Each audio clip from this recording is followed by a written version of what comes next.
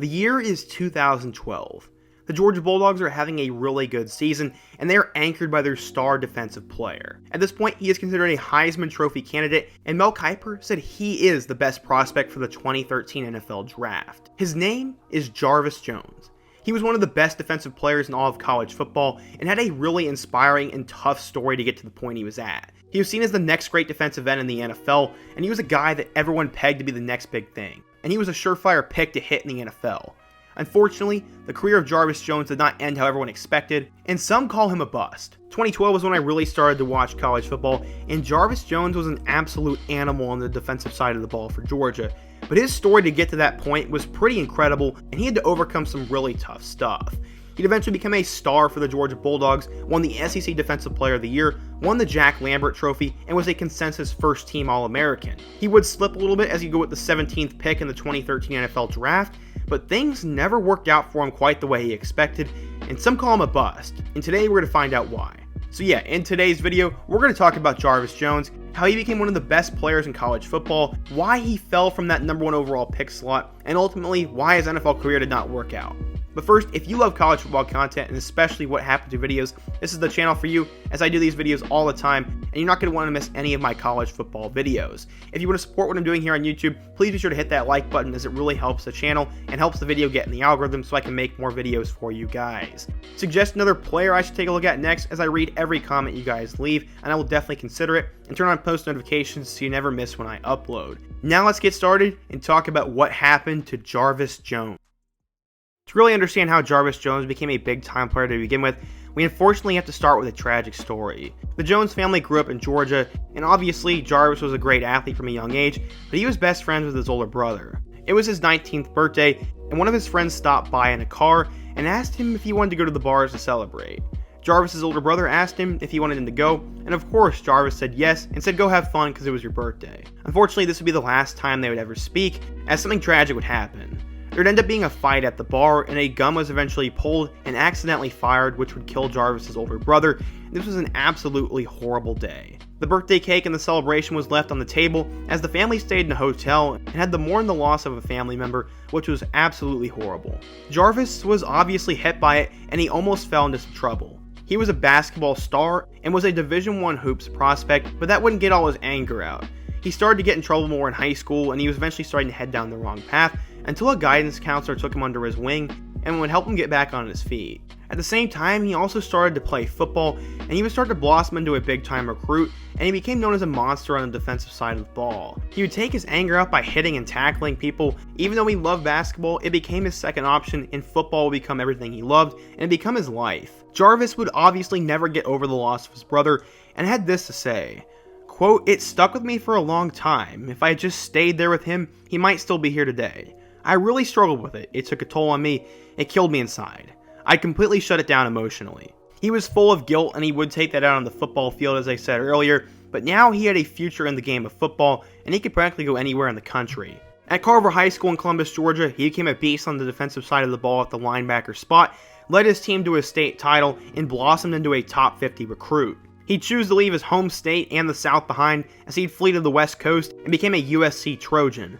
According to 24/7 Sports, Jarvis Jones was a 4-star recruit, the number 4 outside linebacker, and the 49th best player in the class of 2009. He would show a lot of promise as a freshman at USC, but unfortunately he'd be hit with another really tough break. On Halloween night in 2009 against Oregon, he had a routine hit, but he'd end up falling to the turf for a few seconds. He ended up being removed from the game and would find himself in the hospital just a couple days later. He was given a mild case of spinal stenosis, which is a narrowing of the spinal column.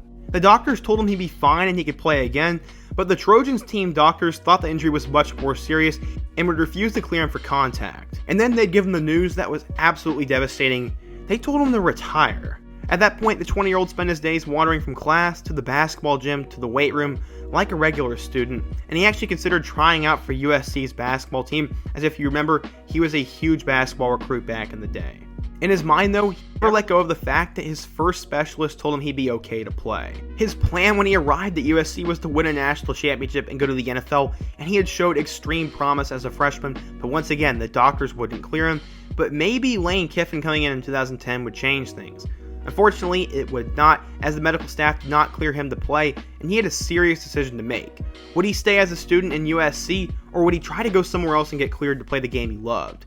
He would choose the latter. Jones talked to his former high school coach, and he called up schools such as Alabama, Georgia, and Florida State, and all the coaches said that if the doctors cleared him, they wanted him. Jones would first receive a clearance from a doctor at North Carolina, and then Georgia. Jarvis would eventually visit Mark Richt there, and Mark Richt actually said, quote, "When Jarvis told me he missed drinking sweet tea, I knew we had a good chance of getting him." Thankfully, one of the Georgia doctors officially gave Jones the clearance, and then he told Coach Richt, quote, "Coach, I'm a dog." Him and Georgia defensive coordinator Todd Grantham had bonded over the 3-4 scheme at a Cracker Barrel, and that was what sold Jarvis on coming to Athens, Georgia, and he became a dog, and no one would regret it. As I said earlier, he would commit to the Georgia Bulldogs and would sit out the 2010 season due to the NCAA's transfer policy, but he would pick up right where he left off in 2011, and he was a star, and that was an understatement. Going into the 2011 season, he'd be a starter for Georgia on the defensive side of the ball, and he'd get off to a great start. Despite the Bulldogs losing to number 5 Boise State, Jones had 11 tackles in that game and put his name on the map. He wouldn't have his first sack until their 27-13 win over Ole Miss, but from there he'd go on a tear. He'd have 2 against Mississippi State, 1 against Tennessee, and then a career-high 4 sacks against their rival Florida in a 24-20 win.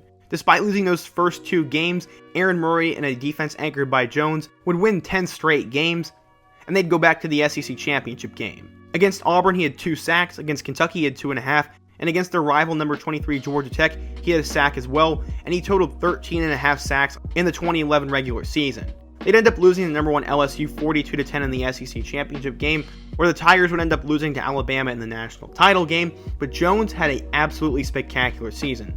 He finished the year with 70 tackles, 13.5 sacks, and 1 forced fumble, and he was named a first-team All-SEC selection and an All-American in 2011 as well.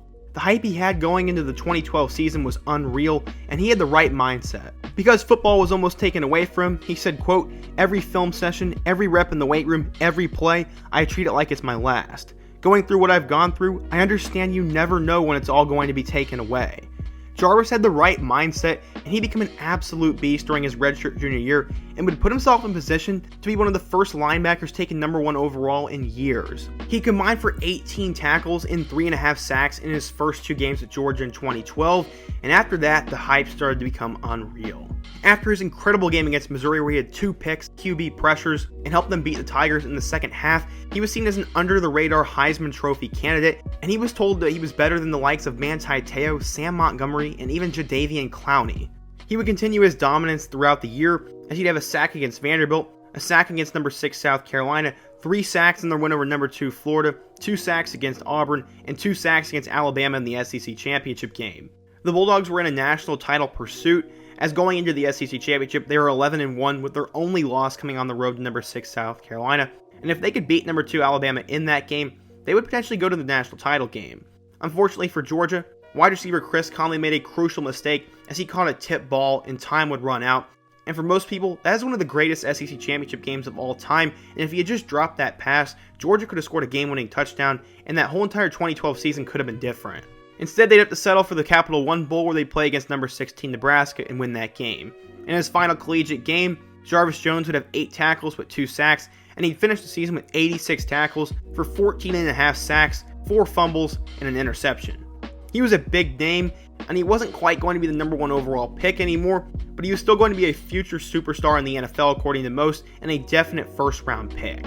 He was named the SEC Player of the Year, won the Jack Lambert Trophy, was first-team All-SEC, and once again a consensus first-team All-American, and had all the hype in the world going into the 2013 NFL Draft. Here's what scouts had to say about Jones's game translating to the NFL. Quote, "Jones's game is predicated on speed. When running in a straight line, Jones has what it takes to be a difference maker.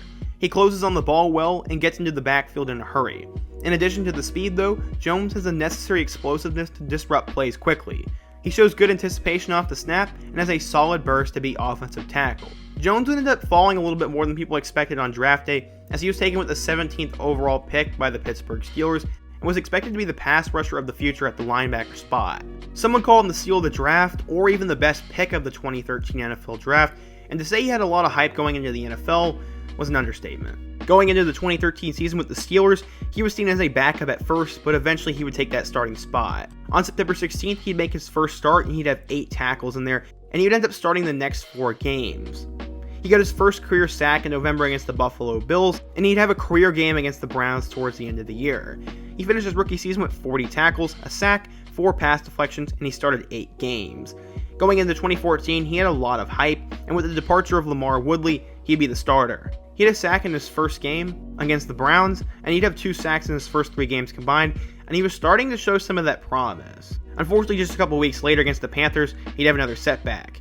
He suffered a cluttered wrist when he tried to force a fumble on Cam Newton, and he would have wrist surgery. He would come back towards the end of the year, and he'd have 3 tackles in his first game back. He'd play in his first career playoff game against the Ravens, but they would end up losing 17-30, and with that injury, he'd only finish his second season with 18 tackles and 2 sacks and 1 forced fumble, which was disappointing, but the injury was to blame. In 2015, Jones would start all 15 games, but it really wasn't that impressive. He'd only have 15 solo tackles, 2 sacks, 3 pass breakups, and 1 pick, and he just wasn't exactly living up to all the hype he had. To this point, Jarvis was disappointed, and he had this to say, quote, "Coming in 3 years ago, looking back at it now, I thought my career would be totally different from what it is. But I'm living for today, and I'm just trying to take advantage of all my opportunities, man."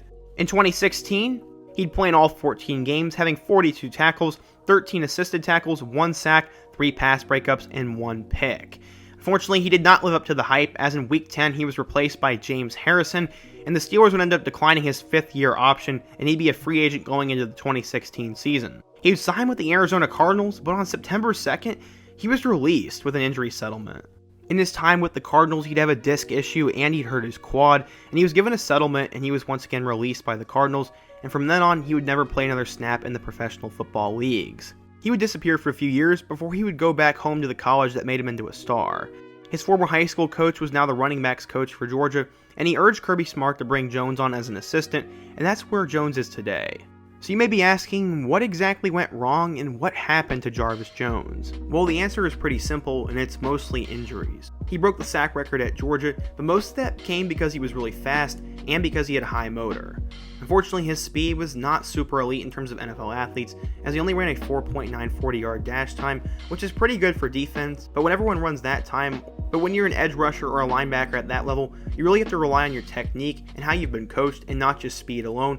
And this is what would kind of hurt Jarvis. The Pittsburgh Steelers are one of the best NFL organizations and always have a good defense, but they are known for not playing a lot of their young guys and rookies, and this may have hurt his development, and when he was benched in favor of James Harrison, this probably destroyed his confidence. Finally, we just have to talk about his injuries. He had the neck injury that almost made him retire in college, he had that quad injury, and then he had that back injury, and at that point, his body had just given up on him, and NFL teams had as well, and he would just flame out. Jarvis had the makings of being one of the best defensive college football players of all time, and he obviously put his name into that, but when it came time to see if he would translate to the NFL, it just wouldn't happen.